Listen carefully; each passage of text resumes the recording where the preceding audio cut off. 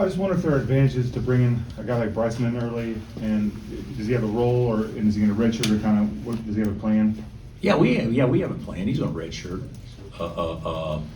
He's been nicked up from his surgery, so he'll be cleared, but really not to the point where he can really impact his high school season. Probably in the manner in which he hoped he would his senior year. And the fact that he hadn't played, some McDonald's All-Americans, stuff like that means so much to these kids and families, which it should. But he's probably been put himself in a situation that would be a lot more difficult to do if you're not competing. So get him here, and he'll be healthy hopefully by the time he arrives or soon after, and then he'll be more prepared to have an impact, I think, to start his freshman year, knowing he's going to be here a semester with us. And obviously, I know the holidays are right around the corner. How much more enjoyable is it for you and your family and everything when you roll into the holidays with a win and you got some momentum? Well, yeah, I mean, we've done it both ways. I mean, I think every school in America has. You don't win every game, but it's nice to go into Christmas with people feeling good about everything. And there's no guarantee that's going to happen with us. We still got to perform on Sunday against a good Brown team. But I do like the fact. The thing about it is, so much of it is scheduling. We used to play every game right before Christmas on the road, because that's the only way you can pay for the kids' trip home. This second half of the return, you use that against the money going home. Times the rules are so different now with the NIL, and kids have their own money, and the different things that schools allowed to do to be more student athlete friendly. Probably creates a situation where there's not as much of a need for that. You guys have been here a long time. Going to Reno to play in a tournament so the kids can get home free, that was a big deal. Because whatever the cost of the round trip, you can apply and different things. Well, you don't have those situations now, so the need to do that's probably not as great. The Players Era was announced this morning. You've talked about needing these sorts of events to go toward rev share. Obviously this does that, but beyond that, just what made this such a good fit for you guys next year? Well, first of all, speaking to coaches that participated this past year, first class all the way. Said for a first year, it could not have been pulled off any better based on what the coaches have told me and the experiences their players had had. I think there's still some things that obviously have to be worked out detail-wise, like exact formats, how many teams and all that stuff, but we know the financial backing is there, that this is going to be a big time deal, and we're thrilled to be a part of it. Times have changed, and they're going to continue to change, and scheduling will be done more and more with the thought of how does this benefit us from a revenue standpoint, not just from an experience standpoint. And with the players there, I think we're pretty fortunate we get to still experience both. And then with Bryson, just what are the sort of specific things you can get a head start on by being here for an extra semester to make him better prepared next year? How we do things, schemes, style, what our expectations are. Playing against Hunter and KJ and Flory every day will also be good for him. I think there's a lot of things that go into it. Probably getting a comfort level with me. Maybe seeing the value of what it's like for when we go on the road, and because he'll travel with us when we go on the road, and how other people react to the Kansas jersey, things like that. What are your early thoughts on Brown for Sunday? Well, what do they want? Is it 6 in a row? Something Yes. like that, and they beat Rhode Island, Mm-hmm. and Rhode Island is off to a great start. Coach has been there, I think, not as long as I've been here, but quite some time, and so obviously they have a good system in place, and I really believe that I don't know exactly where they were predicted in the preseason conference race, but they'll be a team that competes for a championship in their league.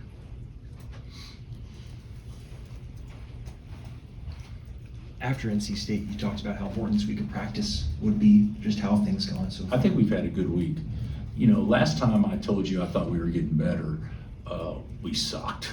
So I'm not going to say that, but I will tell you this: I think we've had a good, productive week, and attitudes have been terrific, and knock on wood, seem to be more healthy, and a lot of that's because of Shaq. I mean, he hasn't had any limitations. And just with Shaq in particular, how do you see him fitting into a rotation that you're trying to nail down generally? I actually see him being Juan's backup. Now, could we play without Juan or Shaq in the game? We could. I don't think that's the best lineup because he's the closest thing to a point that we have if we need somebody like Zeke playing off the ball some. So I see it becoming a little clearer if in fact you got basically two guys sharing that spot, maybe play each other, maybe play together a little bit, but and then that kind of defines Zeke and Diggy's role a little bit more easily too. So I think having Shaq around and potentially, I'm not going to say he is, but potentially an elite perimeter defender and an elite athlete, I think helps us.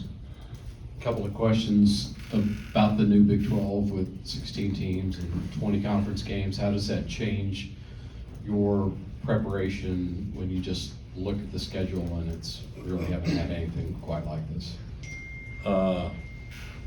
That's probably a good question that I haven't given it as much thought as what I'd like. But looking at it, just as you just asked that, Dave, I would say I've got to become wiser in knowing that with no breaks in a 10-week season, basically, that I can't practice the guys the same way I have in the past. Juan, KJ, and Hunt need to probably rest more. It seems like to me that was one of our issues last year. I think we were a tired team, and that was only 18 games. And then injuries started happening, and that certainly a tired team that's beat up isn't a good way to finish a season. And I think that we need to take those things in consideration and probably do a much smarter job of being efficient on how much we keep them on their feet. As unofficial commissioner of the Big 12, when you look at what's ahead. Are you? That's No, you? that's you. Oh, that's me. That's you. Unofficial. Okay. Yeah. Okay. Are we gonna end up back with divisions? Would that maybe be a good thing for the conference on, now who you double up with, Iowa State, Colorado, K-State? Is there a best way to do it in football? I'm not sure that was the perfect model as it went, who played who and the imbalance of schedule. You know what? With my present position, I don't have time to actually think about anything outside of my little short look ahead future as what someone that is what is it not associate but what type of commissioner am I? Unofficial. Unofficial commissioner needs to put some time in to see what would be best over time, whether it be a 5-year or 10-year window, and that window is not going to affect me much. So I actually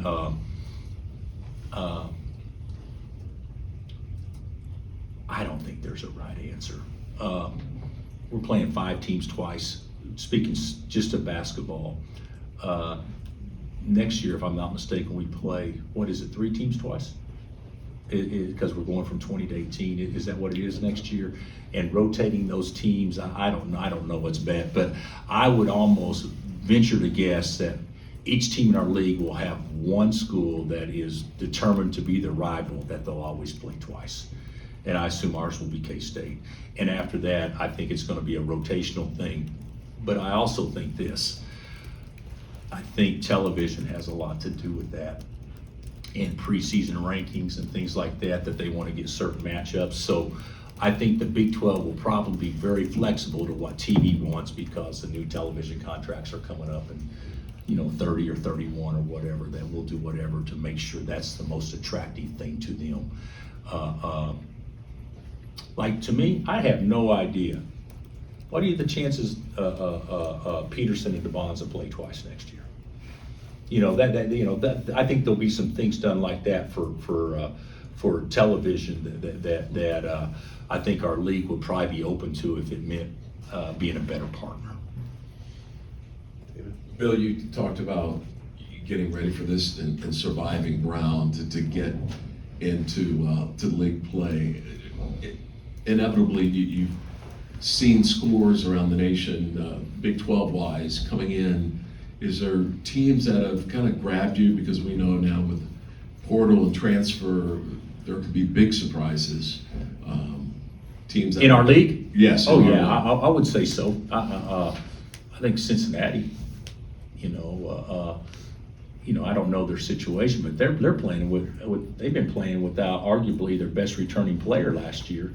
And then you add Dylan Mitchell, that's obviously having a very good year. I think West Virginia, and probably a lot depends on DeVries, on his injury status or whatever, but with what Small is doing there, going in and averaging 20 a game, has certainly made that a different looking group. And I'll leave somebody out, so I certainly don't intend to. Texas Tech's going to be has probably been considered to be a little bit of a pleasant surprise.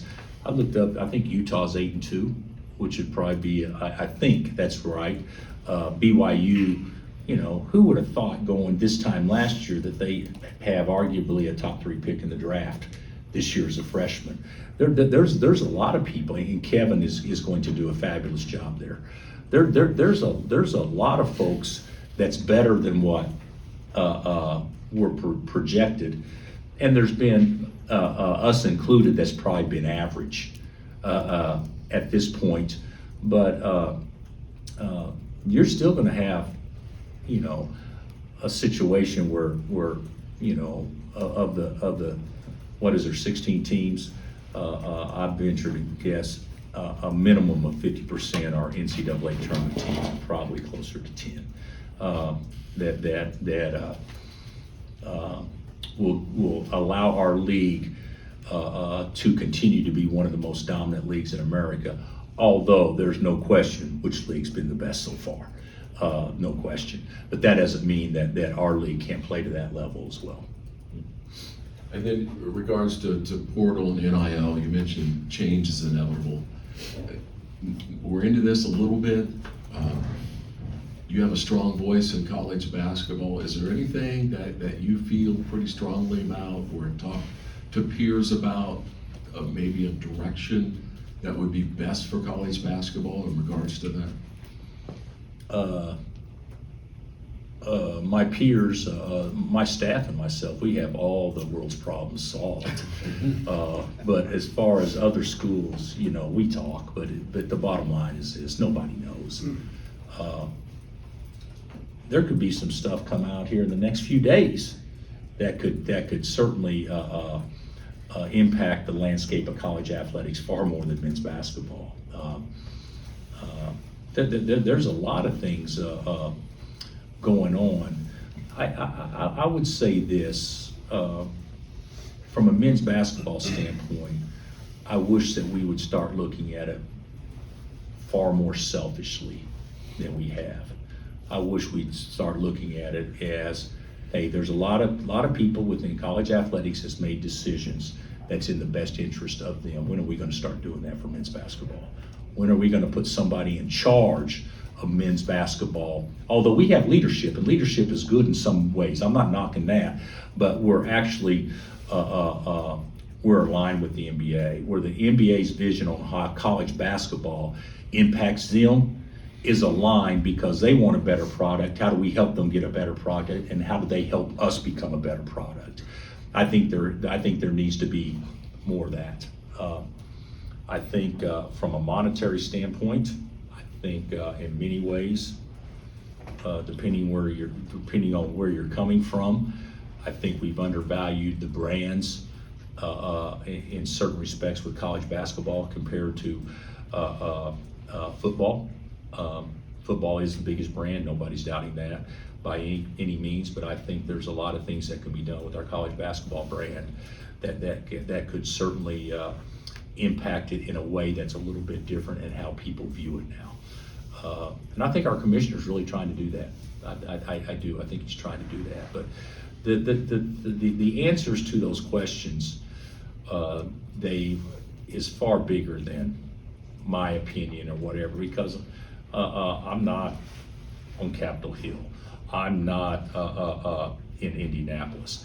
I don't understand the legal ramifications of what every lawsuit, whenever you make a rule that comes to pass, now impacts that rule in ways that we never intended, and now we have to change everything and start again. Because isn't that what's happened so far? We come up with all these ideas, which in theory are good. Well, if this happens, we got to totally change that. If that happens, this won't work. If this, I really feel like that we're chasing our tail in many ways. But I do think this strongly, that our college basketball product could be enhanced in ways that's more so than what it has been. And I think schools are actually trying to do that in many ways. We played a better schedule as a college basketball as a whole in November and December to try to have relevance before the football season is over. There's a lot of things that has transpired that's been positive, but we're playing on such an unlevel field. The field's never going to level out again because of money, because of NIL, because of what certain people can do through NIL legally and what certain schools can't do through NIL. It's never going to be a balanced playing field, except the way that it's been presented now. So if that's the case, how do we just maximize men's basketball or women's basketball? How do we look at it totally selfishly that this is best for us, as opposed to trying to be a piece of a puzzle that doesn't necessarily take our best interest at heart? I don't have the answers, but I think those questions are, I'm sure, being asked, but they need to be answered because our product is too good to be at 80% or 70%. Real quick, you Unofficial commissioner. Unofficial. A hell of a statement. Yeah. You have the same core largely that you had last year, and I wonder, this natural split, non-con to conference play, how much does it feel the same to you? How much does it feel different? What are you thinking about just the product of your team right now going into Big 12 play? I would say,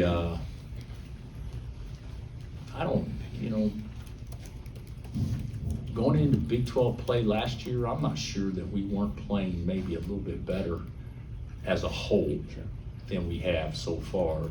But I also thought at that time last year, Furphy was an unknown.